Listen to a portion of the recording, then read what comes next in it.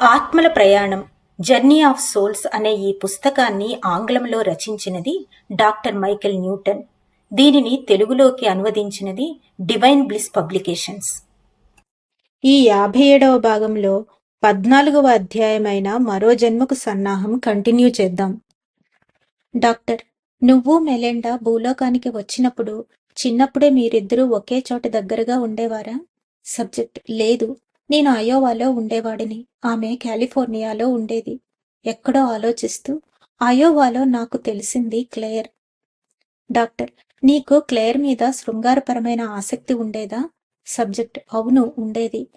ఆమెతో సంబంధం దాదాపు పెళ్లి చేసుకునే వరకు వెళ్ళింది. అదే జరుగుంటే అదొక తప్పై ఉండేది. క్లేర్ నేను ఒకరికొకరం సరైన జోడి కాదు, కానీ కలిసి స్కూలుకి వెళ్ళి రావడం వల్ల అలవాటైపోయింది. డాక్టర్: తనంటే ఇష్టమున్నా నీ సొంత ఊరు విడిచి కాలిఫోర్నియాకి వచ్చేసావా? సబ్జెక్ట్: అవును, వచ్చేశాను. నేను వెళ్ళడం క్లైర్కి ఇష్టం లేదు, కానీ మా పొలాన్ని ఇంటిని వదిలేసి మరొక ప్రాంతానికి వెళ్ళిపోవాలని మా తల్లిదండ్రులు నిర్ణయించుకున్నారు. నాకు అయోవా అంటే ఇష్టం. తనను వదిలి వెళ్లాలంటే బాధనిపించింది. గుండె పిండినట్లయింది. అప్పటికి తాను ఇంకా హైస్కూల్లో చదువుతూ ఉండేది. డాక్టర్: మీ తల్లిదండ్రులతో వెళ్ళిపోవాలని నిర్ణయించుకోవడానికి నీకు సహాయపడిన మలుపు, గుర్తు లేదా ఏదైనా సంకేతం ఉందా? సబ్జెక్టు నిట్టూర్చి: మా అక్క నాకు ఎర్రజెండా ఊపింది. మా తల్లిదండ్రులు వెళ్లాలనుకుంటున్న సిటీలో నాకు మంచి అవకాశాలు లభిస్తాయనే నమ్మకాన్ని కలిగించింది.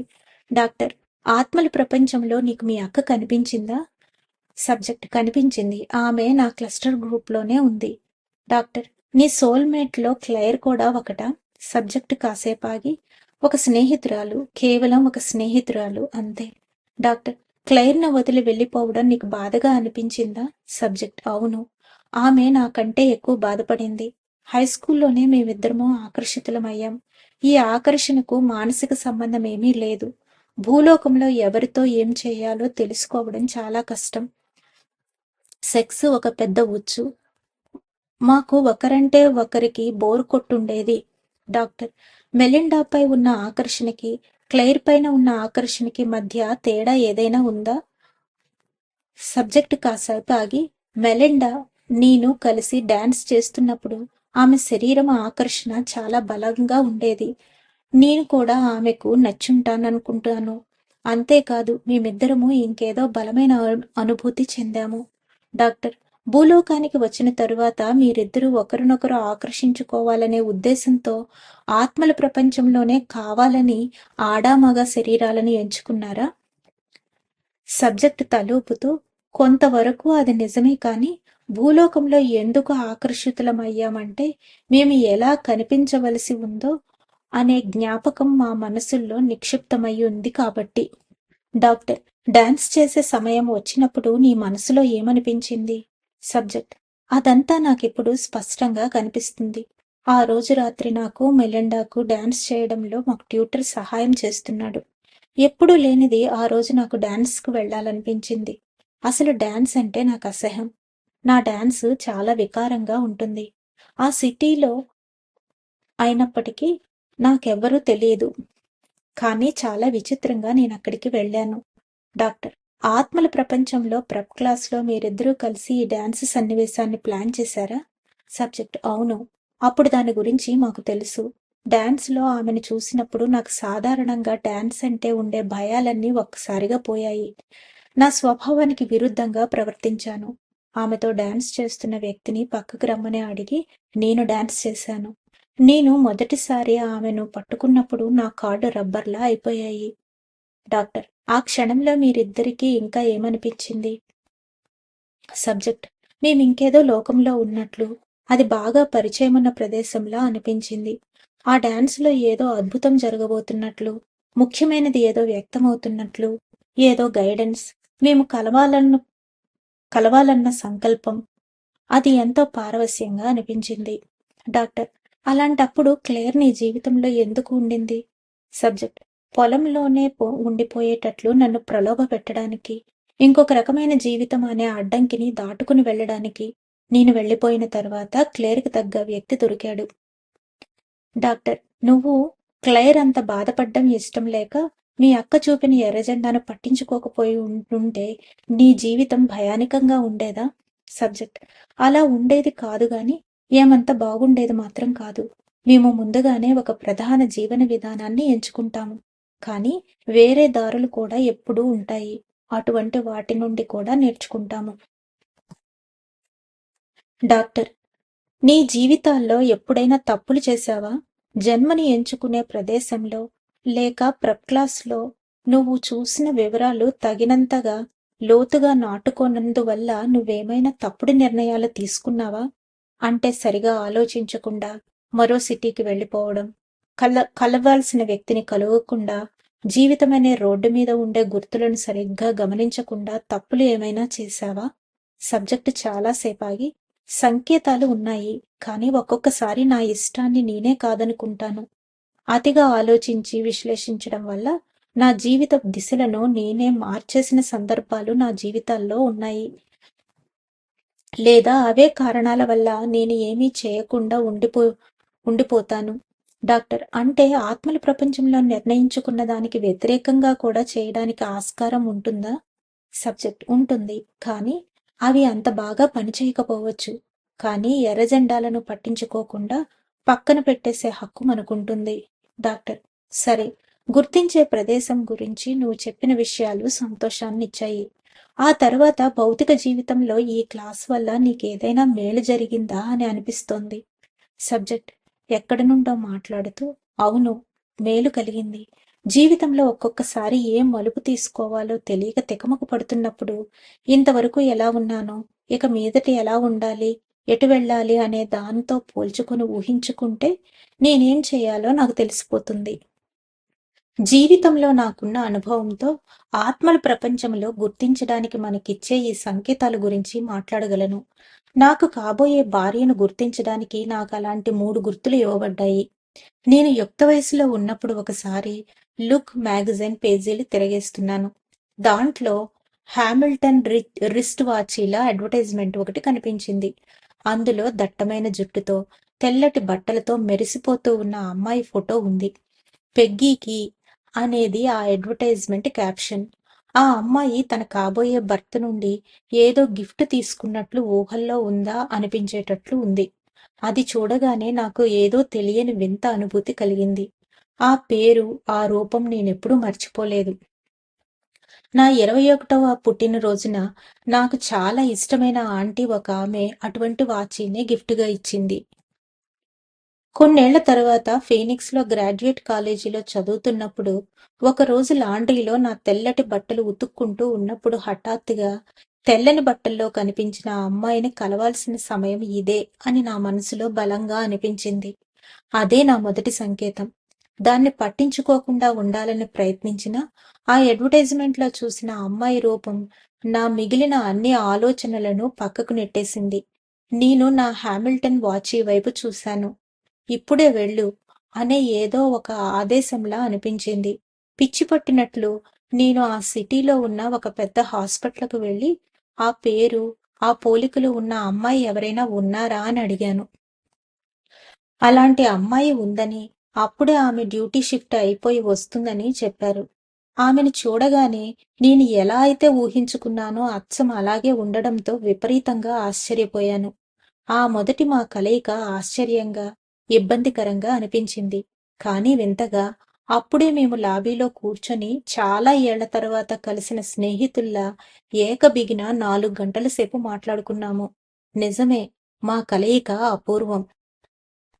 మా పెళ్లి జరిగే వరకు నేను ఆ రోజు హాస్పిటల్‌కి ఎందుకు వచ్చానో, తనను కనుగొనడానికి ఏ విధమైన సంకేతాలు నాకు వచ్చాయో ఆమెకు నేను చెప్పలేదు. అవన్నీ చెప్తే నన్నొక పిచ్చోడనుకుంటుందని చెప్పలేదు. కానీ ఇవన్నీ ఆమెకు చెప్పినప్పుడు నాకు కూడా ఒక విషయం తెలిసింది. మేము కలుసుకున్న మొదటి రోజే నేను పెళ్లి చేసుకోబోయే వ్యక్తిని ఇప్పుడే కలుసుకున్నాను అని తన స్నేహితులతో చెప్పి వాళ్ళందర్నీ ఆశ్చర్యపరిచిందట.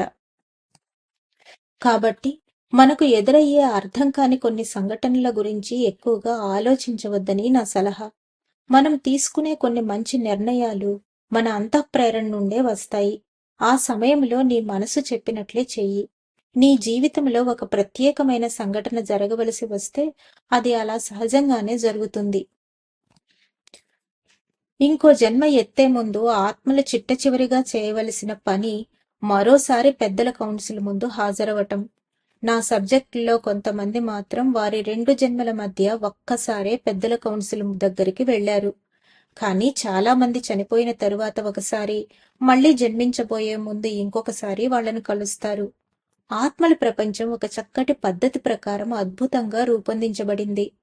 రాబోయే జన్మలో ఆత్మ యొక్క లక్ష్యాలకు మరింత ప్రాముఖ్యతనివ్వాలని పెద్దలు నొక్కి చెబుతారు.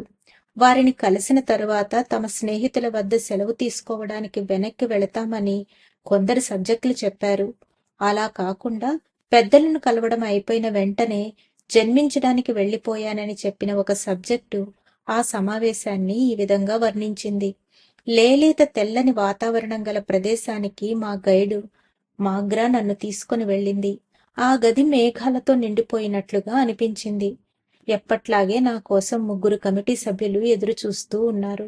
మధ్యలో ఉన్న పెద్దాయనకు గల శక్తి చాలా ఉన్నతంగా ఉన్నట్లు అనిపించింది. వాళ్ళందరి ముఖాలు కోలగా ఉన్నాయి. చెంపల మీద ఎముకలు ఎత్తుగా ఉన్నాయి. జుట్టు లేదు. వారి ముఖ కవళికలన్నీ చిన్నగా ఉన్నాయి. వారికి లింగభేదం లేనట్లనిపించింది. పురుషుని నుండి స్త్రీలా, స్త్రీ నుండి పురుషునిలా కలగలిసిన విధంగా వాళ్ళు కనిపించారు. నాకు చాలా ప్రశాంతంగా ఉంది. వాతావరణం ఒక క్రమపద్ధతిలో గంభీరంగా అనిపించినా అది స్నేహపూర్వకంగా ఉంది. వాళ్ళల్లో ప్రతి ఒక్కరూ నన్ను సున్నితంగా, నెమ్మదిగా ప్రశ్నలు అడుగుతున్నారు. నా పూర్వజన్మల గురించి అంతా ఆ పెద్దలకు తెలుసు. కానీ అందరూ అనుకున్నట్లు ఆ పెద్దవాళ్ళు ఆదేశాలిచ్చేవారు మాత్రం కాదు. కొత్త శరీరంలో జన్మించడానికి నేను ఎంతవరకు బలంగా నిర్ణయించుకున్నానో, దానికి నన్ను ప్రేరేపించిన అంశాలేమిటో వాళ్ళు నా నుండి తెలుసుకోవాలనుకుంటారు. వాళ్ళు జన్మల ఎంపిక ప్రక్రియలో నిపుణులు. కాబట్టి తర్వాత జన్మలలో నేను ఎంచుకోవడానికి నాకిచ్చిన శరీరాల్లో వారి ప్రమేయం కూడా ఖచ్చితంగా ఉంటుంది. నా ఒప్పందాన్ని సరిగ్గా అమలు జరపాలని కౌన్సిల్ కోరుకుంటూ ఉంది. నిరంతర ప్రయత్నం వల్ల కష్ట సమయాల్లో కూడా విలువలను పాటిస్తూ ఉండడం, దానివల్ల కలిగే లాభాల గురించి నొక్కి చెప్పారు. నా పూర్వజన్మల్లో తేలికగా కోపం తెచ్చుకొని ప్రతిస్పందించిన వివిధ సందర్భాలను సమీక్షించి అలా ఉండడం మంచిది కాదని గుర్తు చేశారు. కష్టాల్లో కూడా పరిస్థితి చేజారిపోకుండా ఉండే విధంగా నా మీద నాకు నమ్మకం ఉండేటట్లు నా గైడు మాగ్రా మరియు ఆ పెద్దలు నాలో స్ఫూర్తిని కలిగించే ఉత్తేజాన్ని నింపారు. ఇక అక్కడ నుండి వెళ్ళిపోయేదానికి ముందు చివర నా స్థైర్యాన్ని శక్తివంతం చేసి దానిని నాతో తీసుకెళ్ళటానికి వీలుగా వాళ్ళు 2 చేతులు పైకెత్తి వారి పాజిటివ్ ఎనర్జీని నాలోనికి ప్రసారం చేశారు. 2 మీటింగుల్లోనూ ఒకే గ్రూపుకు చెందిన ఆత్మలు ఒకే ప్యానెల్ ముందు హాజరవ్వాల్సిన అవసరం లేదు. నాకు మొదట ఈ విషయంలో కొంచెం అర్థం కాలేదు. ఎబ్బెట్టుగా అనిపించింది. కాబట్టి ఒకే గ్రూపుకు చెందిన ఆత్మలందరికీ గైడు ఒక్కరే కాబట్టి ఇలా జరగడానికి ఏదో అవినాభావ సంబంధం ఉండవచ్చు అనుకున్నాను. కానీ నా అభిప్రాయం తప్పని తరువాత తెలిసింది. సర్వశక్తివంతులైన ఆత్మస్వరూపాల కంటే సీనియర్ గైడ్స్ కూడా 1-2 స్థాయిలు దిగువన ఉంటారని నా సబ్జెక్టులు చెప్తుంటారు. 11వ అధ్యాయంలో తిస్ మనకు చెప్పిన పెద్దల కౌన్సిల్ సభ్యులు ఒకే స్థాయిలో ఉన్న ఆత్మల జీవితాలను విశ్లేషించడంలో వీరికి ప్రత్యేక బాధ్యతలుంటాయి. సాధారణంగా ఒక గైడుని ఒక ఆత్మకు అంతరంగిక వ్యక్తిగా పరిగణిస్తారు. కానీ ఇదే భావన కౌన్సిల్ పెద్దలకు ఆపాదించకూడదు. ఈ పెద్దవాళ్ల అధికార పరిధి ఎన్నో గ్రూపులకు చెందిన ఆత్మల మీద ఉంటుందని కొంతకాలానికి తెలుసుకున్నాను. ప్రతి ఆత్మకు పెద్దవాళ్లతో ఎంతో ఏకాంతంగా జరిగే ఈ కార్యక్రమాల యొక్క ప్రత్యేకతను గ్రూప్లో ఉండే ప్రతి ఒక్కరూ గౌరవిస్తారు. వాళ్లంతా తమ కౌన్సిల్ పెద్దలను వ్యక్తిగత దైవాలుగా పరిగణిస్తారు. ఈ పెద్దవాళ్లందరూ ప్రకాశవంతమైన తేజస్సుతో వెలిగిపోతూ ఉంటారు. ఆ ప్రదేశమంతా దివ్య తేజస్సుతో నిండిపోయి ఉంటుంది. ఒక సబ్జెక్టు దీన్ని ఒక విధంగా వర్ణించింది.